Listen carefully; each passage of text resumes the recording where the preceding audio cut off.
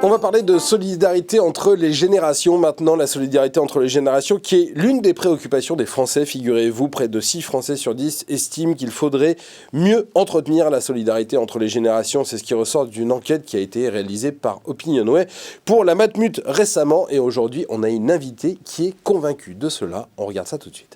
Bonjour Mélanie Sulcic. Bonjour. Vous êtes la fondatrice de Colibri Intergénération. Alors, c'est le premier site dédié à la cohabitation intergénérationnelle.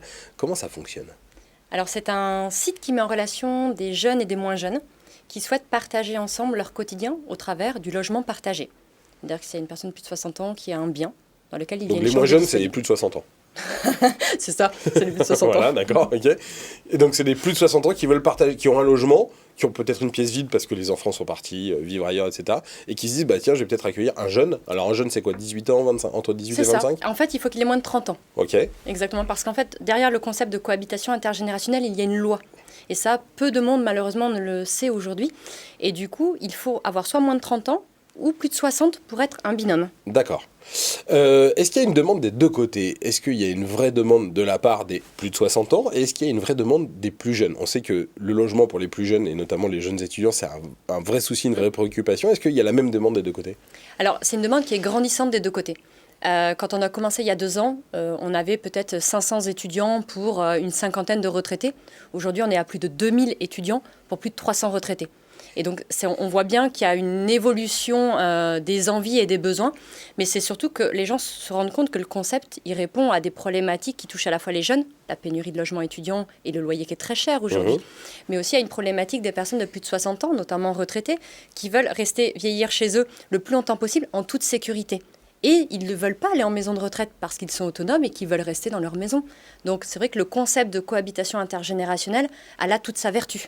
Justement, est-ce qu'il y a des devoirs, des duties, comme on dit en anglais, entre les deux parties, au-delà du loyer que les jeunes vont payer à la personne ? Ouais, totalement. En fait, c'est pour ça qu'on a fait un contrat dans lequel on note clairement les attendus réciproques des deux parties. Parce que le jeune peut avoir des attendus comme la personne de plus de 60 ans.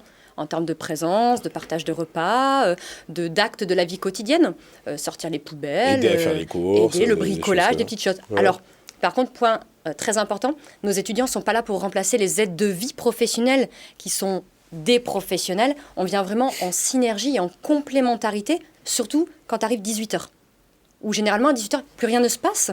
Parce qu'une aide de vie, ça coûte très cher s'il faut qu'elle soit là 24 heures sur 24. Alors que le concept que nous, on promeut, il est accessible pour un retraité, pour 15 €, une seule fois la signature du contrat et c'est tout. Ah ouais, ça change vraiment, vraiment tout. Vous faites une levée de fonds en ce moment.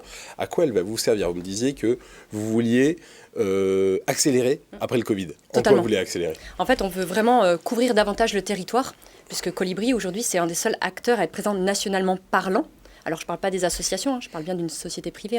Donc, du coup, notre envie aujourd'hui, c'est vraiment de pouvoir répondre le plus possible aux besoins des territoires, mais pas que des grandes métropoles ou de la capitale, mais aussi des territoires dans lesquels il y a des lycées techniques agricoles, des lycées qui proposent une offre bien particulière où des jeunes, par exemple de Paris, vont aller au fin fond de la Creuse, qui est un très beau territoire, mais qui malheureusement fait face à une problématique de logement pour les étudiants. Et Colibri, c'est cette vertu-là. Donc, c'est vraiment de développer nos actions sur le territoire français et plus si possible, et surtout de recruter. Parce que Colibri, c'est 4 personnes aujourd'hui, on sera 7 dès septembre, et on va être 10 à 15 début d'année, puisque notre ambition et notre objectif de demain, c'est vraiment de s'inscrire dans les stratégies des villes de demain, avec les promoteurs, avec les villes. Et donc, si on veut vraiment faire ce travail de qualité, il faut être plus nombreux. Donc, c'est pas simplement de rester un petit site qui propose de la mise en relation, c'est de rentrer dans une stratégie beaucoup plus globale. Vous reviendrez nous en parler si vous le voulez bien dans demain entreprendre. Merci beaucoup, Mélanie Sulcic, d'avoir été avec nous aujourd'hui. Merci à nous de nous avoir suivis. Demain Entrepreneur, c'est fini pour aujourd'hui, mais on se retrouve très vite sur Demain TV.